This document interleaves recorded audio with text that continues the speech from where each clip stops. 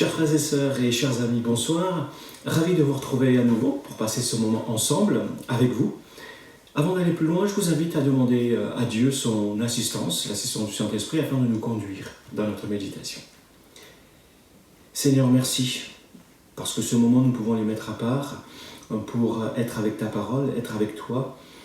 Assiste-nous de ton esprit et que ton esprit puisse utiliser cette parole pour nourrir et affermir notre âme afin que nous ressemblions de plus en plus à Jésus-Christ et que nous puissions porter du fruit pour la gloire de ton nom. Que ton témoignage puisse être vu dans notre vie et que cela puisse emmener d'autres à se tourner vers toi pour rendre gloire à Jésus-Christ et à notre Père Céleste. Amen. Je vous invite donc à continuer notre parcours biblique en regardant la vie de quelques personnages que la Bible nous a rapportés. La Bible nous a rapporté leur histoire, et ces personnages ont différents âges. Pourquoi ? Parce que, à travers leurs histoires, Dieu nous a laissé des conseils pour que nous puissions les utiliser, les mettre en pratique dans les différents moments de notre vie, quel que soit l'âge que nous pouvons avoir, jeunes, moins jeunes, plus âgés, les moments de joie, les moments de tristesse.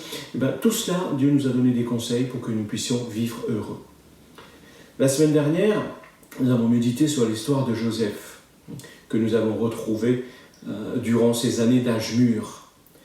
Et là, Joseph va obéir au commandement de Dieu en prenant soin de toute sa famille. D'abord sa famille en Égypte, et particulièrement aussi de son père, Jacob, durant sa vieillesse, et aussi de toute sa famille hébreu. Et Joseph a pris soin de ses enfants, qui étaient en Égypte, et puis de son père. Et il a montré du respect à son père. Ses fils, qui étaient nés en Égypte, ont appris que le but, l'objectif des temps difficiles que leur père avait connus était voulu par Dieu, et que Dieu avait projeté à travers tout ça du bien en vue d'accomplir ce qui se réalisait sous leurs yeux, c'est-à-dire pour sauver la vie d'un grand nombre de familles en Égypte, mais aussi au-delà, et pour sauver sa propre famille même. Et le verset précédent résumait tout ça en nous disant « Honore ton père et ta mère, afin de jouir d'une longue vie dans le pays que l'Éternel, ton Dieu, te donne. » Car c'est une promesse qui est liée, c'est un commandement qui est lié à une promesse que Dieu nous fait. Et aujourd'hui, nous allons découvrir l'histoire d'un homme de la Bible évidemment, qui, après avoir rempli une mission bien particulière et difficile, va recevoir une invitation aussi spéciale de la part de Dieu. En tant que serviteur de Dieu, cet homme a vécu une vie entièrement consacrée à Dieu. En fait, à plusieurs reprises dans la vie de cet homme, Dieu l'a invité à le rencontrer. Mais pas n'importe où, mais à le rencontrer au sommet d'une montagne ou des montagnes. Aujourd'hui donc, nous allons découvrir l'invitation spéciale que Dieu a donnée à cet homme à la fin de sa vie, car il est mort dans la présence de Dieu sur le mont Nebo. Vous devinez qui c'est ? C'est Moïse. Quelqu'un a dit que nous, les chrétiens, nous passons à juste titre de nombreuses heures à prier pour que les gens connaissent Jésus et qu'ils puissent trouver le chemin pour aller au ciel. Mais qu'à la fin de leur vie, cette personne pose cette question, pourquoi est-ce que nous passons tant de temps à prier pour que ces personnes n'y aillent pas et qu'ils ne meurent pas lorsqu'ils sont malades et qu'ils demeurent encore sur cette terre ? Réfléchissez à cette question. Est-ce que vous avez dans votre propre histoire des personnes que vous admirez ? Peut-être des personnes que vous considérez comme des héros. Et puis, qui sont ces personnes-là pour vous ? Qu'est-ce qu'elles représentent ? Et puis, finalement, en fait, qu'est-ce qu'un héros, après tout ? À votre avis, quelles sont les caractéristiques qui font que quelqu'un puisse être reconnu comme un héros ? Un héros, c'est quoi ? C'est qui plutôt ?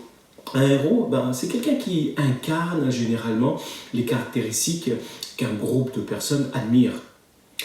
Et dans la Bible, on retrouve de nombreuses personnes que l'on peut qualifier de héros.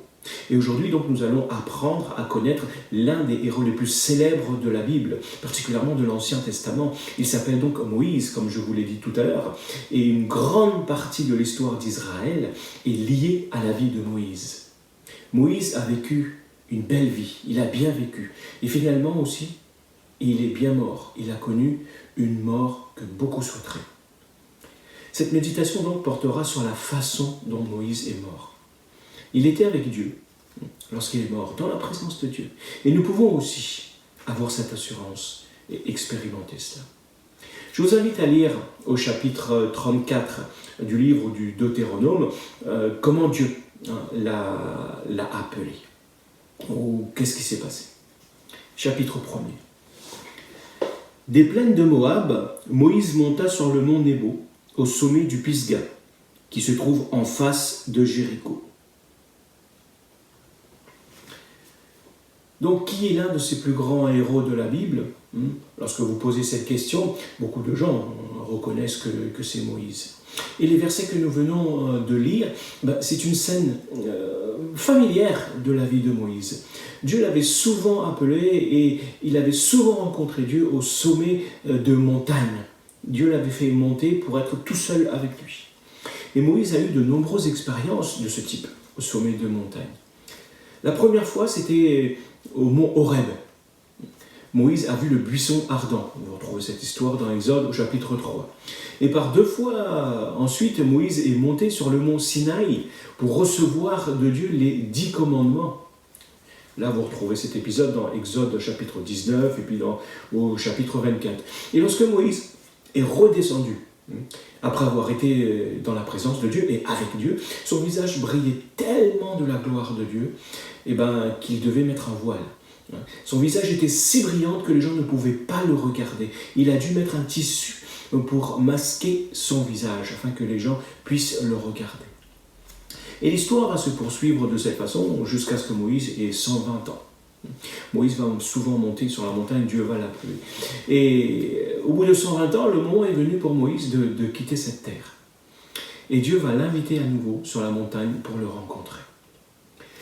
Dans Deutéronome, au chapitre 32, donc 2 chapitres avant ce que nous venons de lire, vers la fin du chapitre 32, donc après que Dieu ait fait voir à Moïse la terre promise, du haut du mont Nebo, Dieu lui dit qu'il mourrait là, sur cette montagne. Parce que Moïse a passé de bons moments avec Dieu sur les montagnes. Il n'avait pas peur donc de suivre Dieu sur la montagne pour y mourir. Il savait que Dieu, là, allait le rencontrer, que lui allait rencontrer Dieu. Chacun de ces exemples où Moïse est monté sur la montagne est un moment où quelque chose d'important s'est produit dans sa vie. Ce sont des expériences qui ont transformé, qui ont changé toute sa vie, qui ont orienté même sa vie sur cette terre. Aujourd'hui encore, lorsqu'on pense à cela, on peut faire référence à des moments similaires dans notre vie avec Dieu en pensant au sommet des montagnes. Ces rencontres sont riches de sens lorsque nous pensons spécifiquement à certaines de nos propres expériences. Ce sont des moments où Dieu s'est fait connaître à nous d'une manière particulière. Et là, dans ces moments-là, nous avons pu sentir qu'il est avec nous comme jamais auparavant, jamais nous avons ressenti sa présence. Ces expériences spirituelles nous donnent de l'énergie, nous fortifient spirituellement et nous incitent et nous donnent du zèle et nous incitent à suivre Dieu dans la vie réelle au quotidien. Ces moments sont spéciaux parce qu'elles se produisent sur l'invitation de Dieu. Nous ne pouvons pas exiger de Dieu qu'il nous rencontre de la sorte quand nous le voulons, quand nous en avons envie, mais lorsque Dieu nous appelle à le rencontrer, nous devons être prêts, comme Moïse, à répondre à cette invitation et à venir dans sa présence. Donc ces moments extraordinaires que nous vivons dans la présence de Dieu nous préparent à faire ce que Dieu attend de nous, ce que nous allons entreprendre dans les vallées de la vie courante. Parce que nous ne pouvons pas rester sur la montagne pour toujours et tout le temps. Nous redescendons de la montagne prêts à servir donc Dieu, fortifiés et prêts à agir. Et lorsque nous redescendons de la montagne, nous disons souvent que nous revenons dans le monde réel. Donc revenons à Moïse. Jusqu'à cette dernière visite sur la montagne, Moïse avait toujours quitté la montagne pour redescendre lui aussi et être avec le peuple. Et le peuple pouvait toujours voir que Moïse avait été dans la présence de Dieu parce qu'il se produisait quelque chose. Moïse leur manifestait de l'amour et de la miséricorde dont Dieu l'avait empreint. Et il appliquait également les conseils, les commandements et le jugement de Dieu. Et c'est de cette façon que Dieu a conduit le peuple à travers le désert, alors que Moïse, lui, guidait le peuple et qu'il suivait, qu'il appliquait les ordres qu'il avait reçus de Dieu. Moïse n'était pas un homme parfait. Et le peuple aussi n'était pas parfait et il se plaignait souvent de cette conduite dans le désert. Et une fois, ils se sont plaints de ne pas avoir assez d'eau pour eux et pour leurs animaux. Et Dieu a expliqué à Moïse ce qu'il devait faire. Moïse devait parler au rocher que Dieu lui avait indiqué et qu'il en sortirait de l'eau. Voilà ce que Dieu lui avait dit. Mais au lieu de parler au rocher, Moïse était tellement en colère qu'il a frappé le rocher. Vous pouvez retrouver cet épisode dans le livre des Nombres au chapitre 20. Donc l'eau est sortie du rocher et tout le peuple a pu boire, mais parce que Moïse n'a pas obéi à Dieu, il n'a pas été autorisé à entrer dans la terre promise, ni lui, ni son frère Aaron. Mais Dieu va montrer cependant à Moïse la terre promise de loin, mais il n'y entrera pas. Donc, vous pourrez lire, comme je vous le disais tout à l'heure, cet épisode au chapitre 32 du livre de Deutéronome. Je vous invite à continuer notre lecture pour voir comment Dieu va manifester sa grâce et montrer à Moïse, comme il l'avait promis, cette terre promise, il va lui montrer la promesse du haut de la montagne. Nous continuons notre lecture.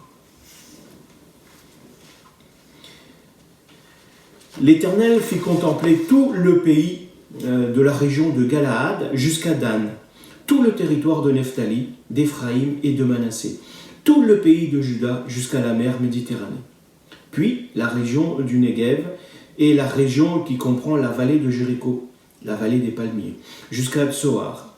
Alors l'Éternel lui dit, « Voilà le pays que j'ai promis par serment à Abraham, à Isaac et à Jacob. Lorsque je leur ai dit, je donnerai ce pays à vos descendants. Je te le fais voir de tes propres yeux, mais tu n'y entreras pas. » Comme je vous le disais, ces versets soulignent comment Dieu a tenu sa promesse à Moïse. Dieu avait dit à Moïse, tu n'y rentreras pas, mais je te le montrerai quand même. Donc Moïse a obéi à Dieu. Lorsque Dieu l'a appelé, il a gravi le mont Nebo et il a atteint le sommet qu'on appelle le mont Pisga. Il s'agissait d'une montagne d'environ 835-840 mètres de haut. Et Moïse était encore assez fort pour escalader une telle montagne à 120 ans. C'est exceptionnel quand même. Donc Dieu a montré à Moïse la vallée du Jourdain, qui se trouve à environ 195 km au nord du mont Hermon. Et il a vu tout le pays qui était à l'ouest, vers la mer Méditerranée. Il a vu aussi la riche plaine de Jéricho. Donc Dieu a donné les noms des lieux où vivraient les 12 tribus. Et il a dit tout cela à Moïse. Donc c'était un regard vers l'avenir. Dieu montrait à Moïse ce qui allait se passer et nommait même les choses. Donc la description dont on a lu va passer en fait des territoires les plus éloignés aux territoires les plus proches. C'est de cette façon que Dieu va montrer ces choses à Moïse. Cependant, Dieu a sanctionné Moïse pour un acte de désobéissance, comme je vous le disais dans le livre des Nombres. Dieu a dit à Moïse, à cause de ta désobéissance, tu n'entreras pas dans la terre promise. Et beaucoup pourraient penser que c'est une situation triste, que Moïse ait été puni, corrigé, châtié par Dieu de cette façon. Mais Dieu a quand même montré sa fidélité et sa bonté à Moïse, même dans cette sanction, même dans ce châtiment, même dans cette punition. Parce que si Moïse avait été sur le terrain et qu'il aurait conduit les Israélites vers la terre promise, il n'aurait jamais pu tout voir en même temps, comme il l'a fait au sommet de la montagne avec Dieu, comme Dieu lui a montré. Parce que sur cette montagne, il a pu voir la grandeur de tout ce que Dieu leur donnait. Il a tout vu, alors que le peuple ne pouvait pas tout voir encore. Moïse n'a pas non plus eu à livrer des batailles qui auraient été nécessaires pour qu'Israël puisse habiter dans cette terre et que par la suite Josué va entreprendre. Moïse n'a pas non plus supporté la rébellion du peuple de Dieu encore s'il se trouvait au sommet de la montagne.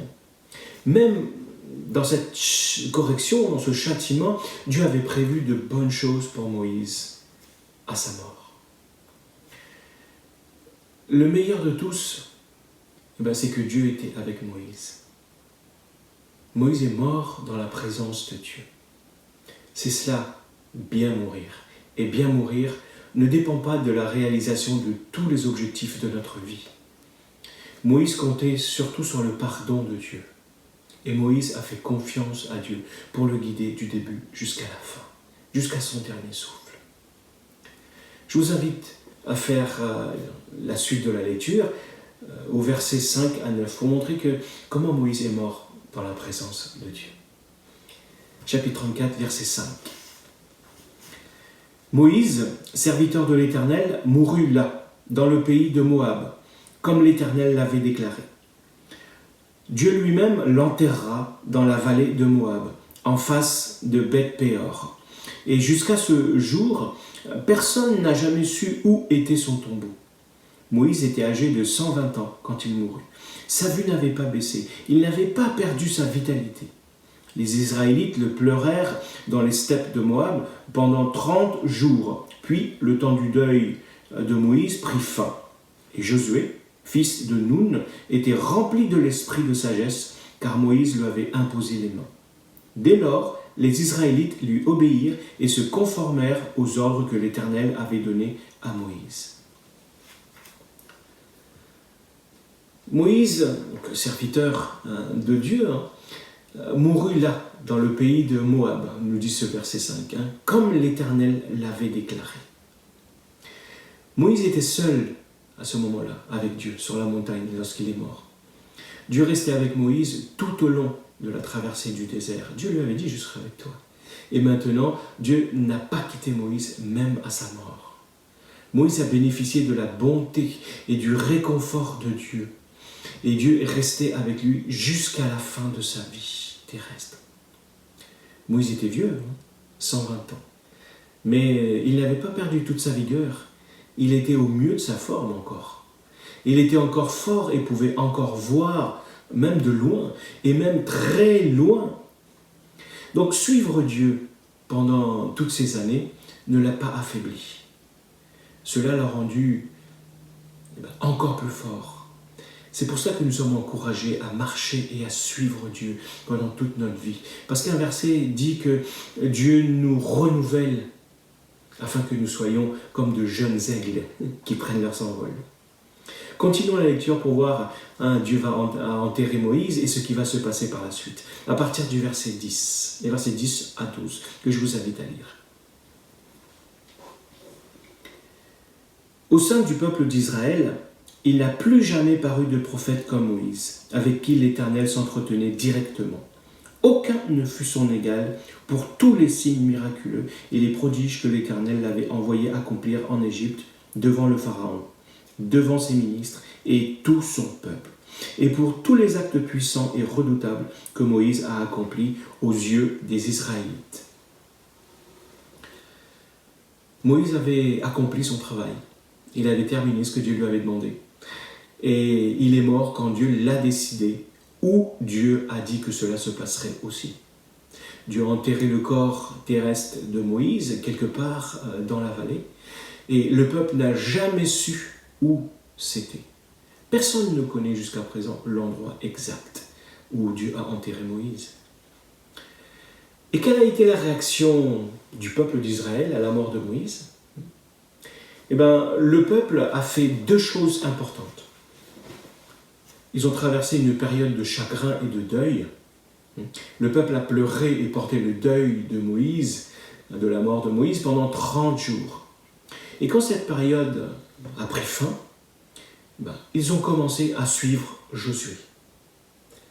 Et nous devons comprendre que ces deux choses sont importantes lorsque nous perdons quelqu'un que nous aimons, un proche. Il est important de faire son deuil. Et il est important aussi d'aller de l'avant une fois que le deuil est passé. Il n'est pas sain d'aller de l'avant sans faire son deuil. Et il n'est pas non plus sain de vivre le reste de notre vie, le chagrin et le deuil, sans aller de l'avant. Et près de 2000 ans après la mort de Moïse et son départ auprès de Dieu, Pierre, Jacques et Jean ont revu Moïse. Où ? Là aussi sur une montagne. Jésus a conduit donc ses 3 disciples sur une montagne et leur a montré Moïse et le prophète Élie. Là, ils ont vu Moïse et le prophète Élie. Moïse était constamment dans la présence de Dieu et sur les montagnes. Donc les disciples de Jésus ont eu une révélation et ont su qui était Moïse, parce qu'il n'y avait pas de photos à l'époque. Ils ont reconnu Moïse et Élie, même s'ils ne les avaient jamais vus auparavant. Alors, qu'est-ce qu'il faut retenir de cette fin de la vie de Moïse? Qu'est-ce que l'on peut apprendre? Que Moïse a vécu une vie bien remplie. Une vie d'obéissance à l'égard de Dieu et une vie de consécration aussi. Et il est mort dans la présence de Dieu. Toute sa vie, il l'a vécu dans la présence de Dieu, jusqu'à sa mort même. Nous pouvons aussi vivre une telle expérience. Nous pouvons regarder le visage de notre famille et de nos amis et leur dire, lorsque notre heure arrive, mon heure est venue et je suis prêt à partir parce que je sais que mon Dieu me tient la main. Lorsque nous plaçons notre confiance en Dieu et expliquons aux autres ce que signifie la confiance en Jésus pour le pardon et la vie éternelle, nous leur offrons un cadeau, je dirais, sans commune mesure à travers notre vie et même notre mort. Alors comment appliquer cela? Moïse a connu, comme je le disais, une belle fin sur cette terre, parce qu'il a vécu dans l'obéissance à Dieu et en étroite relation avec lui. Pour bien vivre, il est important d'avoir de bonnes relations avec Dieu et avec nos semblables aussi. Une personne qui a des relations saines et bien préparées, donc, quand vient le moment de mourir. Dans son livre intitulé « The Four Things That Matter Most », donc c'est-à-dire les 4 choses qui comptent le plus, qui ont le plus de valeur, dans ce livre, le docteur Ira Byock, qui est un spécialiste international en matière de soins palliatifs, explique que 4 simples phrases peuvent contribuer à établir des relations solides dans notre quotidien. Cela fait partie d'une bonne vie, comme il le dit, comme Moïse l'a fait aussi. Alors, c'est quoi ces 4 phrases? Ce sont des 4 phrases simples. D'abord, c'est « pardonne-moi ». Ensuite, « je te pardonne ». Troisièmement, « merci ». Et dernièrement, « je t'aime ». Ces phrases sont porteuses, dit-il, d'un bienfait. Et à bien des égards, elles contiennent les mots les plus puissants de notre langue. Et on retrouve ces recommandations dans la Bible. Pardonne-moi, je te pardonne, merci et je t'aime. Donc ces 4 phrases nous aident à travers les difficultés interpersonnelles afin d'avoir des relations pleines d'intégrité et de grâce. Donc réfléchissez cette semaine à la manière dont ces 4 points peuvent vous aider à développer des relations solides et à vivre une vie sans regret. Je vous invite à passer au sujet de réflexion avant de terminer par la prière. Premièrement, lorsque Dieu nous corrige, est-ce que cela peut être une bonne chose? Qu'est-ce que les événements donc, de la fin de la vie de Moïse vous apprennent à ce sujet?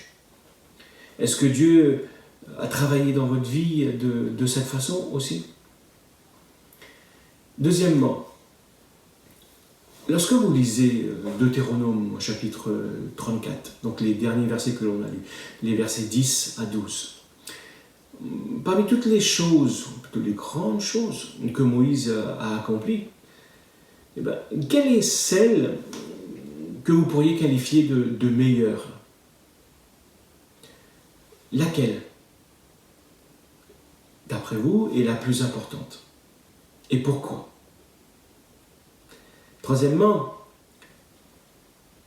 pensez à la perte d'une personne que vous aimez et admirez. Pouvez-vous vous dire que cette personne est bien morte, comme nous l'avons vu dans cette méditation? Et pourquoi tenez-vous le discours que vous tenez à propos de cette situation?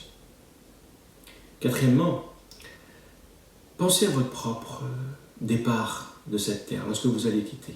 Ça peut sembler difficile, mais cela peut être une bonne chose aussi. Et que pensez-vous que les gens diront de vous après votre départ de cette terre, après votre mort? Et pourquoi? Et que voudriez-vous que ces gens disent ou pensent de vous? Mais aussi pourquoi? Cinquièmement, c'est la question qui revient, que vous enseigne cette histoire, ces versets bibliques aussi, à votre âge, à l'âge où vous avez et dans la situation que vous êtes en train de vivre en ce moment? Le verset mémorisé nous dit, Moïse était âgé de 120 ans quand il mourut, et sa vue n'avait pas baissé. Il n'avait pas perdu sa vitalité. Ça veut dire quoi? Ça veut dire que Moïse a vécu une vie dans la présence de Dieu, il est mort dans la présence de Dieu, et qu'il avait toute sa force encore jusqu'à la fin de sa vie. Je vous invite donc à prier pour terminer, afin que Dieu nous aide à suivre l'exemple de Moïse durant toute notre vie, et même jusqu'à notre dernier souffle. Seigneur, nous te remercions pour ta parole qui ne nous met pas dans des illusions, mais qui nous montre la vérité et qui ne nous cache rien. Tu nous montres à travers l'histoire de Moïse que nous pouvons vivre une vie pleinement dans ta présence, mais que si nous le faisons, nous pouvons aussi quitter cette terre en restant dans ta présence. Que lorsque nous t'obéissons, que nous te servons, tu es ce Dieu qui nous accompagne, qui est avec nous. Et même lorsque nous désobéissons, tu es ce Dieu qui nous châtie, mais tu nous manifestes ton amour même dans ces temps de châtiment et de correction. Père, merci pour ta parole. Aide-nous à penser à ces choses qui semblent peut-être difficiles et compliquées pour nous, mais donne-nous la force de pouvoir les affronter avec toi. Merci Père. Amen. Que Dieu vous bénisse et vous donne une bonne semaine de repos. À bientôt.